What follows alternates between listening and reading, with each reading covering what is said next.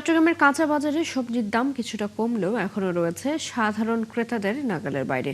বাড়তি রয়েছে মাছ, মুরগি ও ডিমের দাম। বিক্রেতারা বলছেন, বন্যা পরিস্থিতির কারণে সবজির সরবরাহ স্বাভাবিক না হওয়ায় দাম কিছুটা বাড়তি রয়েছে। বাজারে কাঁকরোল ১৫০ টাকা, ঝিঙ্গা ১০০ টাকা, পটল ৭০ টাকা, টমেটো ১২০ থেকে ১৪০ টাকা, বরবটি ৮০ টাকা বিক্রি হচ্ছে। আর চলতি সপ্তাহে ৩১০ টাকা বেড়ে ব্রয়লার ও সোনালী মুরগি বিক্রি হচ্ছে ২১০ ও ৩৫০ টাকায়। বেড়েছে দেশি মুরগি ও পেঁয়াজের দামও। এছাড়া ডিমের দাম ১০ টাকা বেড়ে ডজন প্রতি ১৪৫ থেকে ১৫০ টাকায় বিক্রি হচ্ছে। পাশাপাশি বৈরী ও বৃষ্টির কারণে সামুদ্রিক মাছের সরবরাহ কম থাকায় দাম রয়েছে বেশ চড়া, তবে স্থিতিশীল রয়েছে আদা ও রসুনের দাম। চট্টগ্রামের সবজি, মাছ, মুরগি ও ডিমের দাম এখনো বাড়তি রয়েছে। সেখানকার বাজার দর সম্পর্কে জানাতে যুক্ত হচ্ছেন সহকর্মী রাজীব বড়ুয়া। রাজীব, আজকে বাজার পরিস্থিতি কেমন দেখছেন? সবকিছুর এই দাম বৃদ্ধির বিষয়ে বিক্রেতারা কি বলছেন?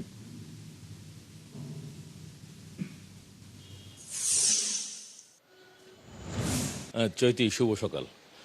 চৈতি, আপনি জানেন যে কিছুদিন আগে চট্টগ্রামে বেশ বড় ধরনের একটি বন্যা হয়েছে, বিশেষ করে চট্টগ্রামের দক্ষিণাঞ্চলে। তো চট্টগ্রামের যে সবজি আসে মূলত দুটি জায়গা থেকে, একটি কুমিল্লা এবং যশোর অঞ্চল থেকে, আর বেশিরভাগ সবজি আসে বাঁশখালী, দোহাজারী, সাতকানিয়া এই অঞ্চল থেকে। তো এইখানে যেহেতু আসলে বন্যা পরিস্থিতি খুব খারাপ হয়েছিল, তো যার কারণে এখানে যে সবজি ক্ষেতগুলো ছিল, মুরগির খামারগুলো ছিল, মাছের ঘের ছিল, সেগুলো সব আসলে পানির নিচে তলিয়ে যায়। তো যার কারণে আমরা দেখছি গত ২-৩ সপ্তাহ ধরেই কিন্তু আসলে বাজারে সবকিছুর দামই বাড়তি। বিশেষ করে সবজির দাম যদি বলি, সবজির দাম যদিও গত সপ্তাহের তুলনায় কিছুটা কমেছে, কিন্তু এখন আসলে সাধারণের নাগালে আসেনি। যেমন ঝিঙ্গার কথা যদি বলি, ঝিঙ্গা যদি ২ সপ্তাহ আগে বিক্রি হয়েছিল ১৪০-১৬০ টাকা, সেটি আজকে বিক্রি হচ্ছে ১০০ টাকা। শশা বিক্রি হচ্ছে ৮০ থেকে ১০০ টাকা, কাঁকরোল বিক্রি হচ্ছে ১৪০ থেকে ১৫০ টাকা, ঢেঁড়স বিক্রি হচ্ছে ৮০ থেকে ৯০ টাকা, বরবটি বিক্রি হচ্ছে ১০০ থেকে ১২০ টাকা। তো ফলে দাম গত সপ্তাহের তুলনায় একটু কমলেও কিন্তু এখন আসলে সাধারণের নাগালে আসেনি। আর যেহেতু বলছিলাম যে মাছের ঘের সহ মুরগির খামারের যে নষ্ট হয়েছে, তো যার কারণে আমরা দেখছি যে মুরগির দামও কিন্তু গত সপ্তাহের তুলনায় বেড়ে গেছে, সব ধরনের মুরগির দাম।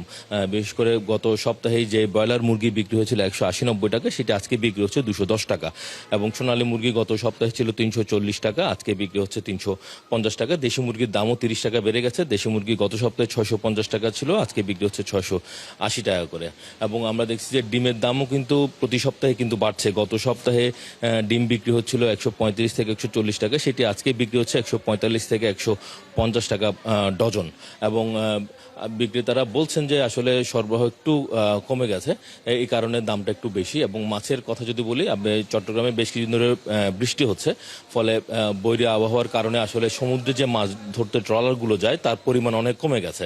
তো যার কারণে মাছের সরবরাহ কমে যাওয়ার কারণে সামুদ্রিক মাছের দাম বেশ চড়া। যেগুলো স্বাভাবিক সময়ে যে মাছের দামগুলো থাকে ৪০০ থেকে ৪৫০ টাকা, সেগুলো এখন ৫৫০-৬০০ টাকা বিক্রি হচ্ছে। এবং রুই কাতলা এগুলো বিক্রি হচ্ছে ৪০০ থেকে ৪৫০ টাকা করে, কিন্তু যেগুলো বড় সাইজ সেগুলোর দাম কিছুটা বেশি। পাবদা মাছ বিক্রি হচ্ছে ৫০০ থেকে ৬০০ টাকা করে, সামুদ্রিক যে লোট্টা মাছ সেটি ২৫০ থেকে ৩০০ টাকা বিক্রি হচ্ছে।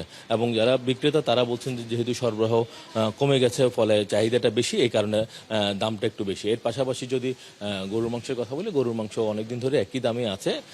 রানের মাংস হচ্ছে ১০০০ টাকা, রান এবং হাড় সহ মাংস বিক্রি হচ্ছে ৮৫০ টাকা করে। তবে এর মধ্যে পেঁয়াজের দামটা বেড়েছে। পেঁয়াজ গত সপ্তাহে যেটা ৫০-৫৫ টাকা ছিল, সেটি এখন বিক্রি হচ্ছে ৬০ টাকা করে। তবে আদা রসুনের দাম স্থিতিশীল রয়েছে এবং সেটি বিক্রি হচ্ছে ১৩০ থেকে ১৪০ টাকা। তবে ক্রেতারা যেটি বলছেন যে বাজারে এই যে অস্থির পরিবেশ তৈরি হচ্ছে, সেটি আসলে মনিটরিংয়ের জন্য সরকার পর্যায়ে যে ধরনের ব্যবস্থা নেওয়া দরকার সেটি আসলে নেওয়া হয়নি। তো যার কারণে আসলে উৎপাদন পর্যায়ে কেমন দাম সেটি আসলে ভোক্তা পর্যায়ে আসলে কত হয় সেটি আসলে মনিটরিং করার কেউ নেই। ভোক্তারা চাচ্ছেন আসলে যে এই বিষয়টা যেন সরকার তদারকি করেন। চৈতি। রাজীব, ধন্যবাদ আপনাকে। আমরা শুনছিলাম চট্টগ্রাম থেকে বাজার দর নিয়ে জানাচ্ছিলেন সহকর্মী রাজীব বড়ুয়া।